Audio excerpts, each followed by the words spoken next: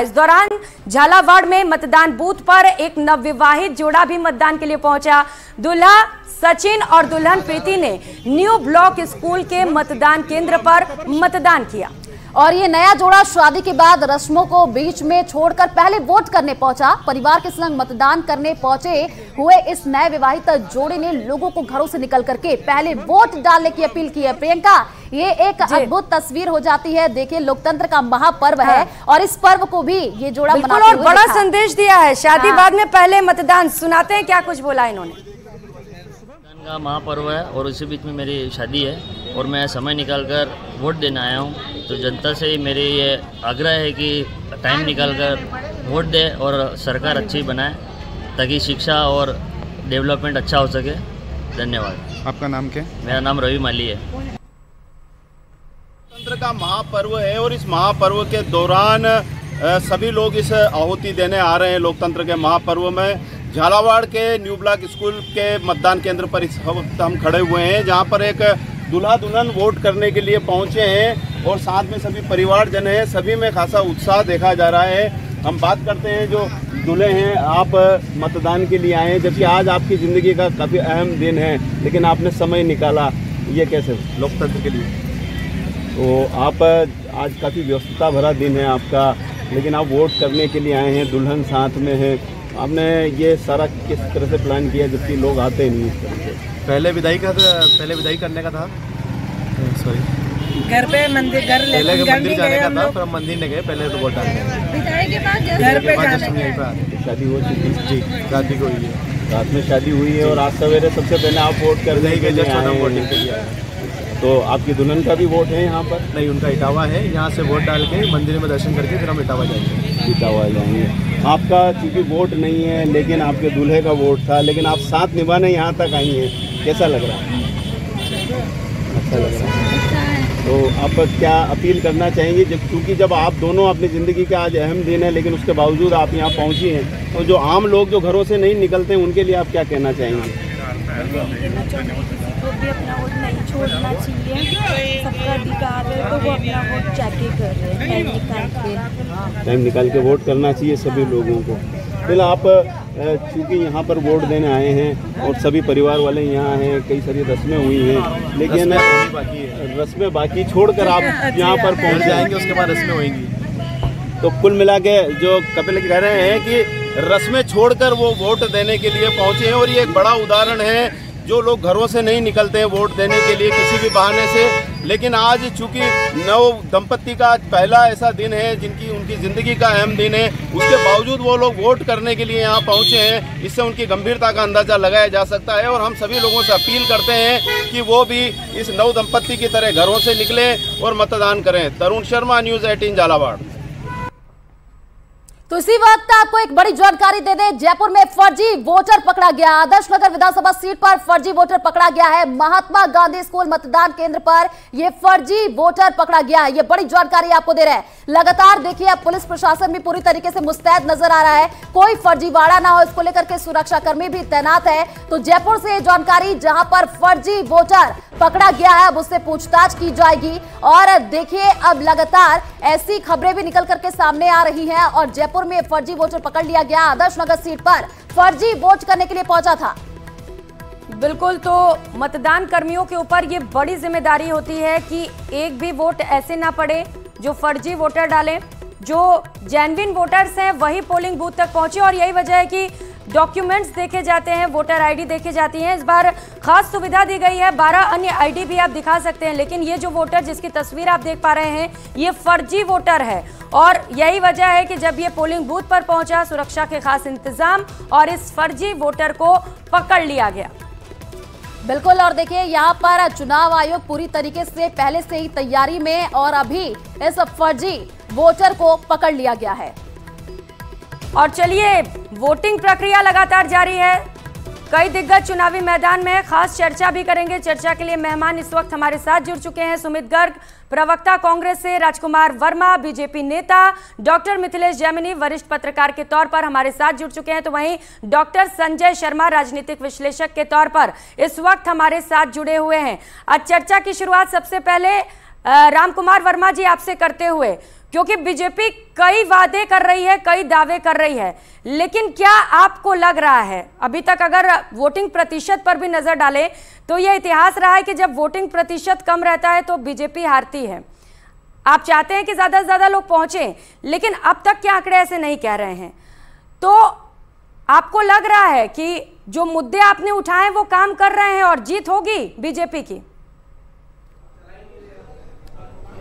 देखो, मैं आपके चैनल के माध्यम से अनुरोध करना चाहूँगा कि ये लोकतंत्र का महापर्व है और भारतीय मतदाता में इतनी जागरूकता आ गई है जिसको हम राजस्थान में भी देख रहे हैं। बहुत उत्साह के साथ में, साहस के साथ में युवा है, बुजुर्ग है, महिला है, वो आज आप भी देख रहे हैं कि किस तरह का जोश है और वो मतदान के लिए आ रहा है। इसमें दोहराई नहीं है कि मतदान का प्रतिशत बढ़ेगा। और अभी निश्चित है कि मैं उनके लिए अपनी श्रद्धांजलि भी देता हूं कि वोटिंग तो उन्होंने किया, कितना उनके अंदर वो था कि मैं वोट डाल के आऊं। उन बुजुर्ग ने वोट किया, लेकिन दुर्भाग्यवश है कि वो गए। संवेदनाएं हैं मेरी उनके परिवार के प्रति भी। तो इस तरह से ये लगता है कि और दूल्हा दुल्हन भी जिस तरह से अपने शादी के बाद में आ रहे हैं, तो ये लग रहा है कि पूरा का पूरा राजस्थान के अंदर जिस तरह का है तो व्यक्ति समझ गया है। हम कितने भी राजनेता कुछ कहे, उन्होंने मानस बना लिया है कि राजस्थान के अंदर सुशासन चाहिए, शांति चाहिए, सुरक्षा चाहिए, महिलाओं के लिए, युवाओं के लिए रोजगार चाहिए, बार बार धोखा वाला काम नहीं हो। किसान चाहता है कि उसके जो मुद्दे हैं वो रिड्रेसल हों और उसी के कारण से ये उत्साह है।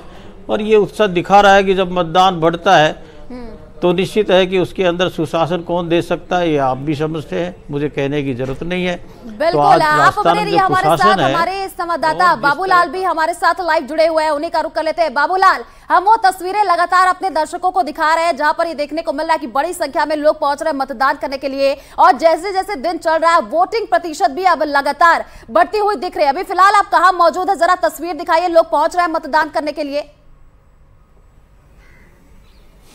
जी, इस वक्त मैं फुलेरा विधानसभा क्षेत्र के रामपुरा गांव में हूं, जहां इस बूथ पर 50% से ज्यादा मतदाताओं ने वोट डाल दिया है। बहुत ज्यादा उत्साह है और महिलाएं भी कम नहीं हैं। बड़ी संख्या में वोट डालकर पुरुष और महिला मतदाता घर भी चले गए हैं। लंबी कतारें थी कुछ देर पहले तक यहाँ पर, लेकिन अब धीरे धीरे क्योंकि सबको काम निपटाने, तो वोट डालने के बाद सब लोग यहाँ से निकल गए। कुछ मतदाताओं से बात करते हैं।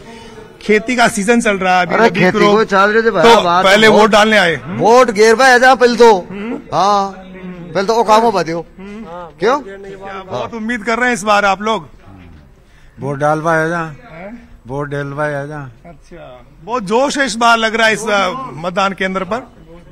क्या सोच के वोट कर रहा है यहाँ का वोटर? वोट करना तो सबसे जरूरी होता है ना, ये तो लोकतंत्र का उत्सव है, इसलिए और काम तो हमेशा रहते हैं लेकिन ये पहले करना पड़ता है। तो इस बार जो है जहाँ क्लोज फाइट है, जहाँ पर बड़े मुकाबले हैं, वहां पर बहुत ज्यादा यानी कि टर्न आउट है।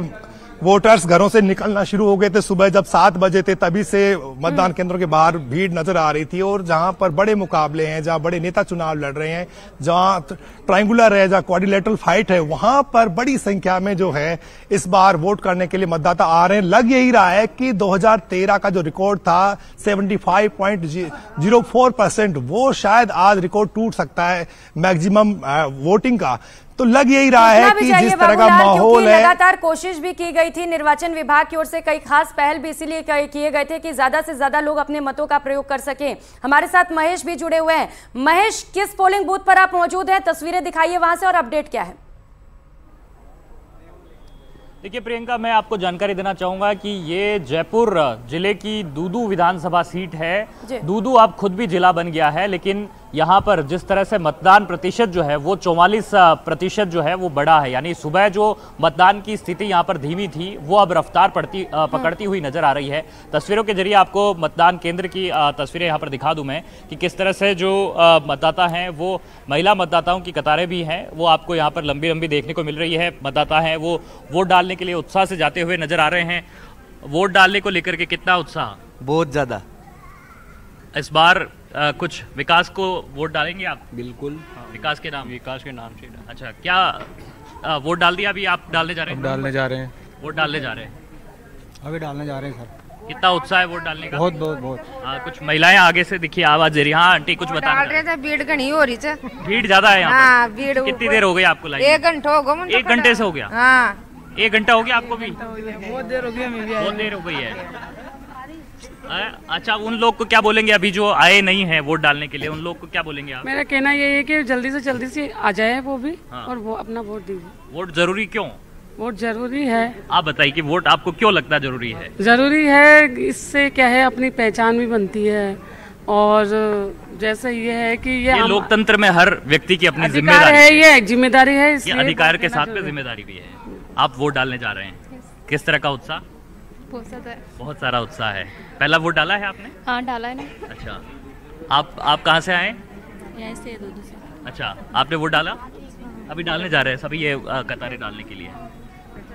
तो देखिए ये महिला मतदाता जो है वो काफ़ी है। दूसरी तरफ जो एक कतार यहाँ पर देखिए केवल महिला मतदाताओं की है और ये कुछ डेडिकेटेड बूथ बनाए गए जिसमें कि महिला कार्मिक जो है वही यहाँ पर वोटिंग करा रहे हैं। बिल्कुल महेश, जो तस्वीरें आप दिखा रहे हैं, बड़ी संख्या में लोग पहुंच रहे हैं और महिलाएं भी पहुंच रही है यहाँ पर वोट करने के लिए। आप बने रहिए हमारे साथ। सुमित गर्ग जो कि कांग्रेस प्रवक्ता है वो भी हमारे साथ जुड़े हुए हैं। सुमित जी, लगातार देखिए ये तस्वीरें निकल करके सामने आई कि बीजेपी की तरफ से प्रधानमंत्री नरेंद्र मोदी लगातार चुनाव प्रचार प्रसार तेज करते हुए नजर आए। आपकी तरफ से अगर देखा जाए तो सीएम अशोक गहलोत लगातार पहुंचे, जनसंपर्क करते हुए नजर आए। आप लोग गारंटियों की बात कर रहे हो। सबसे बड़ा मुद्दा जो सीएम अशोक गहलोत ने कहा कि 7 गारंटियों का रहेगा, हम गारंटी दे रहे हैं, लेकिन प्रधानमंत्री नरेंद्र मोदी ने कहा कि किसी गारंटी पर विश्वास नहीं करना है, गारंटी एक ही है, मोदी की गारंटी।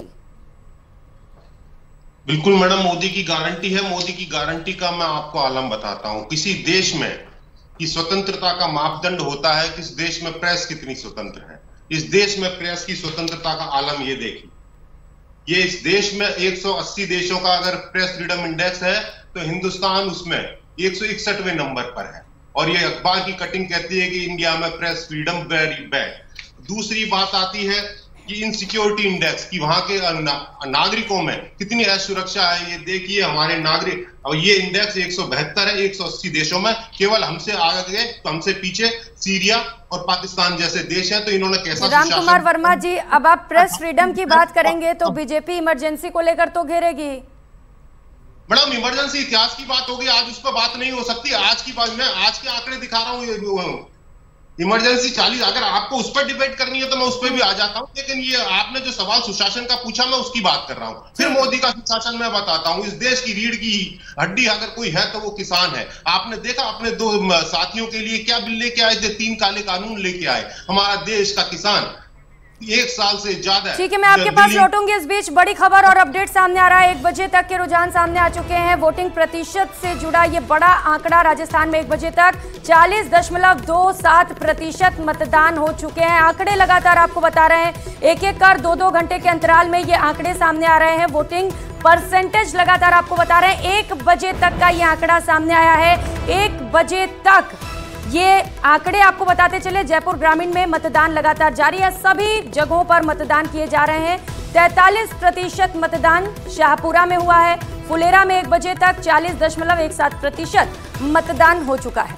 बिल्कुल, और बस्सी में 1 बजे तक 40.11% देखिए यहाँ पर मतदान हुआ है। जयपुर ग्रामीण में मतदान जारी है। तो जैसे जैसे दिन बढ़ रहा है देखिए मतदान प्रतिशत भी बढ़ रहा है, लेकिन कई जगहों से जो तस्वीरें निकल करके सामने आ रही है वहां पर मतदान प्रतिशत अभी भी उतना नहीं देखा गया। शाहपुरा में 1 बजे तक 43% मतदान। और ज्यादा जानकारी के लिए हमारे साथ संवाददाता अरबाज जुड़े हुए हैं। अरबाज, अभी तक 1 बजे तक जो तस्वीरें निकल करके सामने आई है उसमें ये देखने को मिल रहा है कि वोटिंग प्रतिशत अब लगातार बढ़ता दिख रहा है, लेकिन कई ऐसी जगह जहां पर अभी भी वोटिंग प्रतिशत उतना ज्यादा नहीं देखने को मिला है जितना एक्सपेक्टेड था।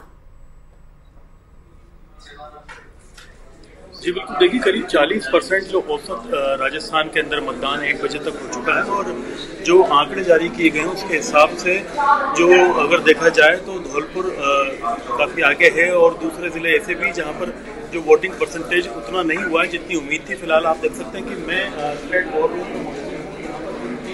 बाकायदा लगातार लगी हुई है और पल की जो डाटाज हैं यहाँ पर पूरे राजस्थान के वो लिए जा रहे हैं। उसको लेने के बाद में यहाँ से आगे बाकायदा पूरा रिलीज किया जा रहा है। यहाँ से टीम जो कम वोटिंग परसेंटेज वाले जिले हैं वहाँ पे बाकायदा बातचीत कर रही है, लोगों से पूछ रही है जो स्वीप टीम है जो कि लो टर्नआउट एरियाज हैं उनको चिन्हित करके वहां बाकायदा जागरूकता के लिए पहुंचेगी और लोगों से बातचीत करेगी कि क्या कारण रहे वहां पर मतदान कम हुआ है। इसमें एक खास टीम जो है वेबकास्टिंग की निगरानी के लिए भी लगी हुई है। वो टीम निगरानी करते हुए बाकायदा ये ध्यान रख रही है कहीं ऐसा तो नहीं कि कहीं पर मतदान में ज्यादा समय लग रहा हो। बहुत सी जगह ऐसे हैं जहां पर लंबी भीड़ और कतारें इकट्ठी हो रही हैं। हालांकि जो निर्वाचन आयोग है उसने कोशिश की थी कि 1450 से ज्यादा लोग एक बूथ पे ना हो, वहां पर भीड़ ज्यादा ना हो, सारी व्यवस्थाएं बनी रहें। लेकिन अभी जो हालात है कई जगह यहाँ पर शिकायतें आई हैं और यहाँ पर जो वॉर रूम है वहां से बाकायदा मतदान केंद्रों पर निर्देशित भी किया गया है कि टीम वहां पर हालात को कंट्रोल करे और जो मतदान की सुविधाएं लोगों को वक्त रहते मिल सके। अभी करीब 40% हो चुका है।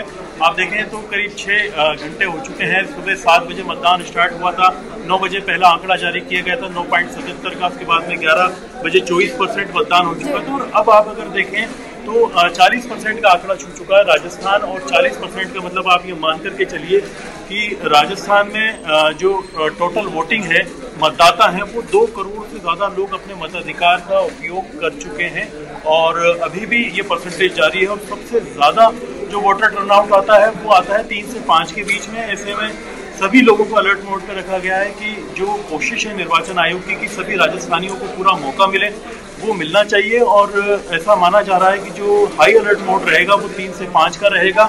इस बार 6 बजे तक का टाइम दिया गया है। ये भी मैसेज सभी जगह पहुंचाया जा रहा है। यहाँ पर वॉर रूम में बाकायदा पूरे राजस्थान की टीम लगातार लगी हुई है कि किसी भी तरह से जो हालात हैं उनको बेहतर तरीके से कंट्रोल किया जाए और राजस्थान में इस बार का मतदान प्रतिशत जो मतदाता है उसको जागरूक करके बढ़ाया जाए। जी, कई जगह से अरबाज ईवीएम खराबी की भी सूचना मिली, इसका भी असर पड़ा होगा परसेंटेज पर? देखिए, जो वोटिंग परसेंटेज है उस पर अगर सकारात्मक असर देखा जाए तो वो ये होना चाहिए था कि 1 घंटा जल्दी मतदान शुरू हुआ था। लेकिन जो उम्मीद थी कि जितना फास्ट टर्नआउट होगा, क्योंकि कंपैरिजन हम अगर मध्य प्रदेश और छत्तीसगढ़ से करें तो वहां पर सुबह जो 7 से 9 के बीच में करीब 13 से 14% तक मतदान हो चुका था। लेकिन राजस्थान में 9 से 10% के बीच में रहा। ऐसे में यहाँ पर कुछ इलाके ऐसे हैं जो बेहद दुर्गम हैं। कई जगह जो है दूरियां ज्यादा हैं। कई जगह निर्वाचन आयोग ने 17 किलोमीटर पैदल चल करके खुद मतदाता तक पहुंचने की कोशिश की है। तो उम्मीद के मुताबिक मतदान होना चाहिए, ये जरूरी है। लेकिन जो युवा मतदाता है 22 लाख से ज्यादा, उनका ठीक है अरबाज, देखिए लगातार वोटिंग प्रतिशत बढ़ भी रहा है और ये अच्छी खबर है। आप लगातार बने रहिए, अपडेट आपसे लेते रहेंगे। डॉक्टर संजय शर्मा, राजनीतिक विश्लेषक, हमारे साथ जुड़े हुए हैं। संजय जी, अभी क्या तस्वीर देखने को मिल रही है? क्योंकि देखिए ये राजस्थान में कहा जा रहा है कि इस बार राज बदलेगा, ये रिवाज बदलेगा। ये तो देखना बड़ा दिलचस्प होगा जब 3 दिसंबर को नतीजे आएंगे। लेकिन अगर हम पिछले दिनों की तस्वीरें देखें तो बीजेपी और कांग्रेस में जोरदार टक्कर देखने को मिला है। लेकिन कुछ अन्य पार्टियां हैं जैसे कि आरएलपी है और बीएसपी है, इन्होंने भी इस बार पैठ जमाया है। क्या ये त्रिकोणीय मुकाबला होगा? ये जो कुछ बागी है ये क्या समीकरण बिगाड़ेंगे क्या? देखिए, ये जो प्रक्रिया होती है, जो इंडिपेंडेंट लड़ते हैं, इनके साथ धीरे धीरे इनका स्पेस भारतीय राजनीति में कम होता जा रहा है। और इसका कारण ये है कि चुनाव बहुत ज़्यादा साधनों से लड़े जाते हैं। और दूसरी बात ये कि जो 2 पार्टीज़ हैं वो एक बहुत कॉम्प्रीहेंसिव, मतलब एक बहुत बड़ी समग्र टाइप की एक आर्किटेक्चर ऑफर कर पाते हैं। मुझे कुछ ऐसा लगता है इस चुनाव में कि जो इंडिपेंडेंट्स हैं और जो अलग अलग राय के लोग हैं उनका वोट प्रतिशत घट सकता है। उसका कारण ये है कि एक तरफ एक हिंदू नैरेटिव वाला बीजेपी का एक समग्र एक पैकेज है, दूसरी तरफ कंप्लीटली वेलफेयरिज्म का एक पैकेज है।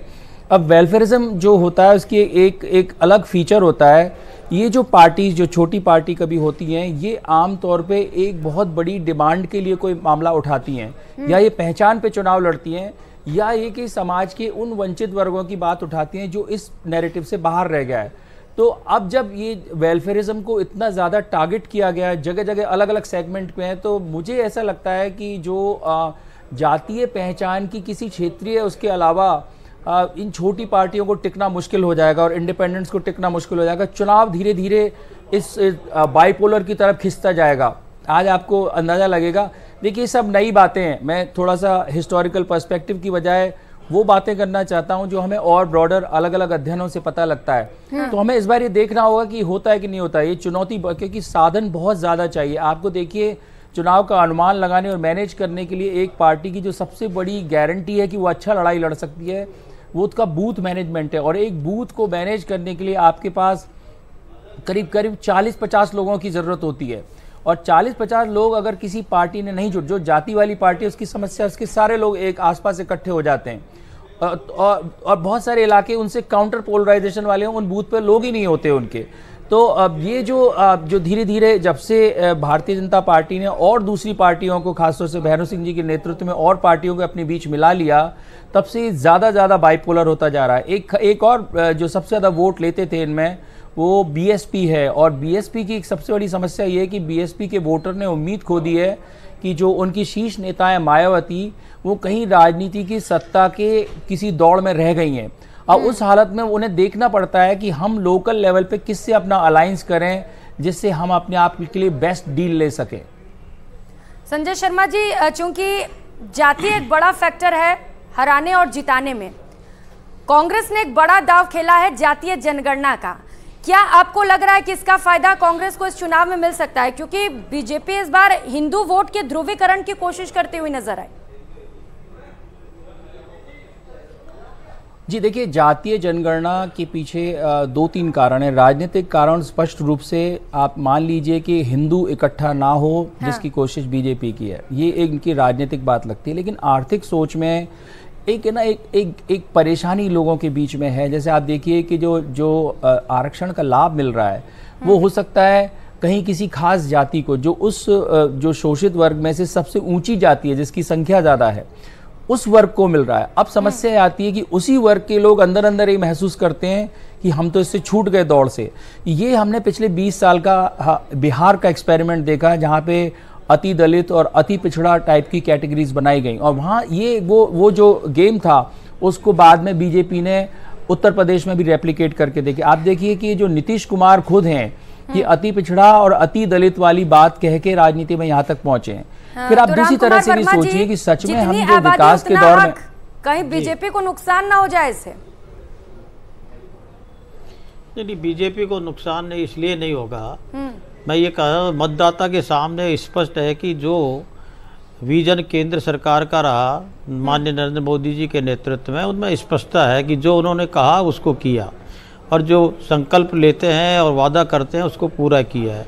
और मैं कहूँ कि उन्होंने सेवा, सुशासन और गरीब कल्याण को महत्व रखा, राष्ट्र हित को सर्वोपरि रखा। उन्होंने कहा पहले राष्ट्र हित है, फिर पार्टी हित है, उसके बाद में व्यक्ति हित है। और जितनी भी वेलफेयर की स्कीम है उनको जिस तरह से उनका लाभ मिला है, और उन्होंने युवाओं का ध्यान रखा, महिलाओं का ध्यान रखा, किसानों का ध्यान रखा, हर वर्ग का, उसमें किसी जाति विशेष की बात नहीं करी। प्रत्येक जाति, प्रत्येक धर्म के व्यक्ति को बराबर सबका साथ, सबका विकास, सबका साथ, सबका विश्वास के साथ में प्रयास किया। इसके रिजल्ट सामने आए। तो मैं सोचता हूँ जिस तरह का ये लोकतंत्र के ये सवाल भी तो उठेंगे ना। नहीं, ये सवाल उठेंगे, इसका मैं आपको बताता हूं कि अल्पसंख्यक के लिए हमारा कहीं कोई दुराग्रह नहीं है, वो नहीं है। लेकिन हर पार्टी अपनी स्ट्रेटेजी करती है कि विनिंग कैंडिडेट आना चाहिए, विनिंग कैंडिडेट आए। लेकिन बिल्कुल राम कुमार जी, देखिए आप लोगों ने बहुत ही चिंतन मंथन किया था। जब लिस्ट जारी हुई थी तब भी देखा गया था कि घंटों तक बैठकों का दौर चला था और तमाम बड़े कद्दावर नेता राजस्थान का दौरा करते हुए नजर आए थे। ठीक है, आप बने रहिए हमारे साथ। सुमित गर्ग हमारे साथ जुड़े हुए हैं, कांग्रेस प्रवक्ता। सुमित जी, देखिए आपके पार्टी की तरफ से लगातार सीएम अशोक गहलोत ने कमान संभाल रखी, राहुल गांधी दौरा करते हुए नजर आए और प्रियंका गांधी भी दौरा करते हुए नजर आई। महिला वोटरों को यहाँ पर साधने की कोशिश की गई। लेकिन सुमित जी, अगर पिछले दिनों की हम बात कर ले, प्रधानमंत्री नरेंद्र मोदी ने बड़ी जनसभा की, बड़ा संबोधन किया, मेगा रोड शो किया। एक बड़ी बात उन्होंने कही, एक बड़ा मुद्दा उन्होंने उठाया है पेट्रोल और डीजल की बढ़ती कीमतों को लेकर के। और इससे आप देखिए बच नहीं सकते हैं, क्योंकि देखा जाए अन्य राज्यों के मुकाबले राजस्थान में पेट्रोल डीजल के दाम बढ़े, लोग दूसरे राज्यों में पहुंचते थे पेट्रोल डीजल भरवाने के लिए। साथ ही साथ प्रधानमंत्री नरेंद्र मोदी ने कहा है महंगाई इतनी बड़ी है और 3 दिसंबर को कांग्रेस छू मंतर। मैडम, मैं चाहूंगा कि आप मेरे को 2 मिनट अनइंटरप्टेड दें तो मैं अपनी बात पूरी कह पाऊं। पहली बात तो आज आपके चैनल के माध्यम से एक चीज बड़ी क्लियर हो गई कि बीजेपी हार मान चुकी है, बीजेपी बौखला गई है। इसके चलते राहुल जी की शिकायत कर रहे हैं, शिकायत करके ये चुनाव का मुद्दा भटकाना चाहते हैं। और दूसरी बात, तो सुमेधा जी को आपने देखा, सुमेधानंद जी को बूथ पे किस तरह से बौखलाए हुए थे, तो इनकी बौखलाहट सामने आ गई है। फिर आपने बात करी संजय जी ने बात करी जातिगत जनगणना की। मैं राम कुमार जी से नहीं, पहले ये बताइए बीजेपी ने हार कहाँ मान ली, कब लग गया आपको हमारे चैनल पे? उसका जवाब दूंगा, मैंने नोट कर रखा। Please please be patient. नहीं तो एक एक कंप्लीट करते चलिए ना, फिर पहले नहीं, ये आपने बड़ी बात कही है ना न्यूज चैनल पे, आप उसका जवाब दे दीजिए। कैसे बीजेपी ने हार मान लिया, बताइए। क्या कहना चाहती? कुछ कहना है, मजबूरी है, पार्टी का निर्देश है इनको। ठीक है सुमित जी बोलिए।